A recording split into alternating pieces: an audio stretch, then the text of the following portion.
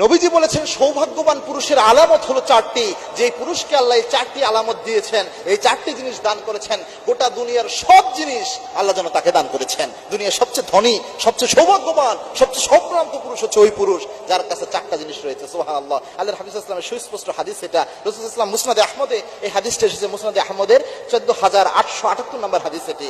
আল্লাহর হাবিব সাল্লাল্লাহু আলাইহি ওয়াসাল্লাম জানিয়েছেন সৌভাগ্যবান একজন পুরুষ, সৌভাগ্যবান চারটা আলামত দেখলে বোঝা যায়। তার মধ্যে এক নাম্বার হচ্ছে ওই যেই পুরুষের কাছে আল মারাতু সালিহা, এমন একজন স্ত্রী থাকে যে স্ত্রীটা দিনদার পরহেজগার, যে স্ত্রীটা কোরআন পড়ে, ইসলাম পড়ে, দিনদার পরহেজগার তাকওয়া যে স্ত্রীর মধ্যে রয়েছে, এমন একজন স্ত্রী যদি কারো কাছে থাকে ওই ব্যক্তি সৌভাগ্যবান। আল্লাহু আকবার। আপনার স্ত্রী যদি এমন হয় নামাজি, আপনার স্ত্রী যদি পর্দাশীলা হয়, দিনদার পরহেজগার, তাহলে সৌভাগ্যবান পুরুষ হতে যা লাগে এক নাম্বার ডাবটার মধ্যে আছে, আপনার ঘরে আছে। এটা অনেক দামি সম্পদ প্রিয় ভাই। এবং আল্লাহর হাবিব সাল্লাল্লাহু আলাইহি ওয়াসাল্লাম বলতেন আদ-দুনিয়া কুল্লুহা মাতা ওয়া খায়রুল মাতা আদ-দুনিয়াল মারাতু সালিহা। এই দুনিয়ার সবকিছুই সম্পদ, তবে এর মধ্যে সবচেয়ে প্রেস্টিজিয়াস, সবচেয়ে ভ্যালুয়েবল যে সম্পদ সেটা হচ্ছে একজন নেককার স্ত্রী।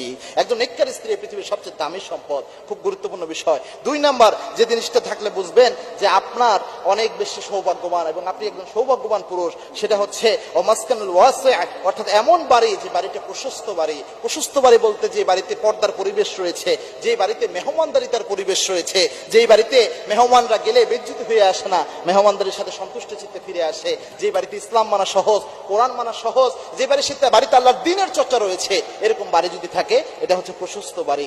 তিন নাম্বার হচ্ছে এমন প্রতিবেশী, যেই প্রতিবেশী কল্যাণকামী, আল জারু সালেহ, ভালো প্রতিবেশী। মনে রাখবেন প্রতিবেশী যদি খারাপ হয়, সে 1000 কোটি টাকা দিয়ে যদি তার বাড়ি তৈরি করে তবুও সে শান্তিতে থাকতে পারবে না। এটা খুব মারাত্মক একটা বিষয়। কিন্তু এজন্য প্রতিবেশী ভালো হওয়া এটাও একটা আল্লাহর নিয়ামত। এজন্য কোনো পুরুষকে যদি আল্লাহ ভালো প্রতিবেশী দেয়, এটা সে একটা সৌভাগ্যবান হওয়ার একটা আলামত বহন করে। 4 নাম্বার হচ্ছে এমন একটি বাহন, যে বাহনটা আরামদায়ক। এটা অল্প টাকার হতে পারে কিন্তু কমফোর্টেবল, আরামদায়ক, হালাল, এরকম কোন বাহন যদি আপনার থাকে বুঝতে হবে আপনি সৌভাগ্যবান।